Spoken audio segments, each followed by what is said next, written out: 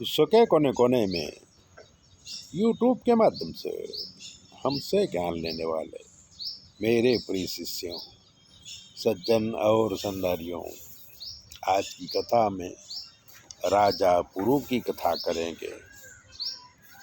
ययाति नाम के राजा थे जो शुक्राचार्य की पुत्री देवयानी के साथ शादी किए थे और शुक्राचार्य को वचन दिया था कि आपकी पुत्री देवयानी के सिवा किसी स्त्री पर मैं मोहित नहीं होऊंगा।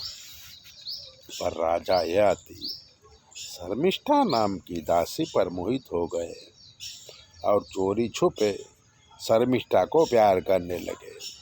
शुक्राचार्य को देवयानी ने बताया कि मेरे पति ययाति वचन भंग करके शर्मिष्ठा नाम की दासी से प्यार करते हैं। शुक्राचार्य को गुस्सा आया और उन्होंने श्राप दिया कि ययाति राजा वृद्ध हो जाएं।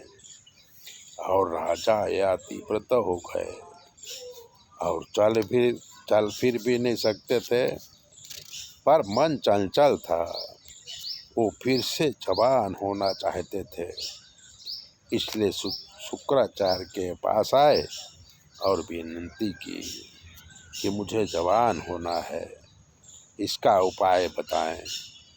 शुक्राचार्य ने कहा कि अगर कोई पुरुष अपनी जवानी आपको दे और आपका बुढ़ापा ले ले तो आप जवान हो सकते हैं।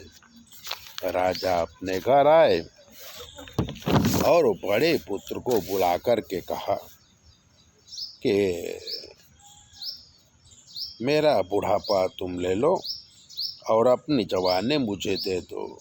बड़े बेटे ने कहा कि इससे जग हंसाई होगी कि बाप जवान और बेटा बूढ़ा है।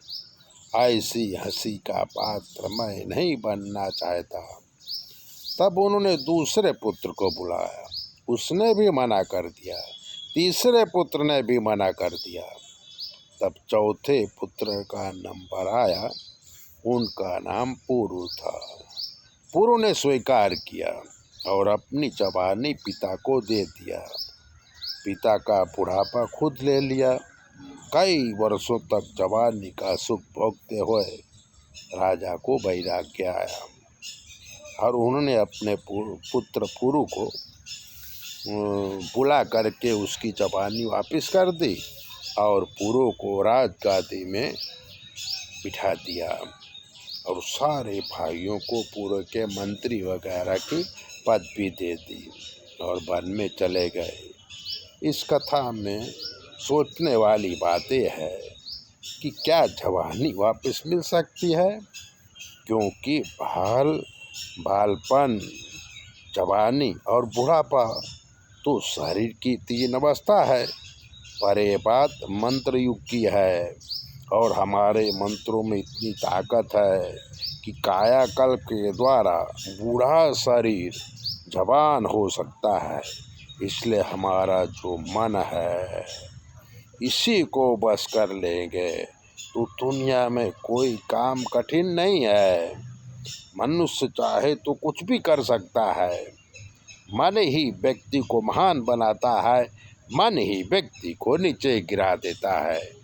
तो पुरु महाराज की कथा सुनने के बाद हम निश्चित करेंगे कि हम अपने मन पर काबू रखेंगे और जीवन में आगे बढ़ते रहेंगे।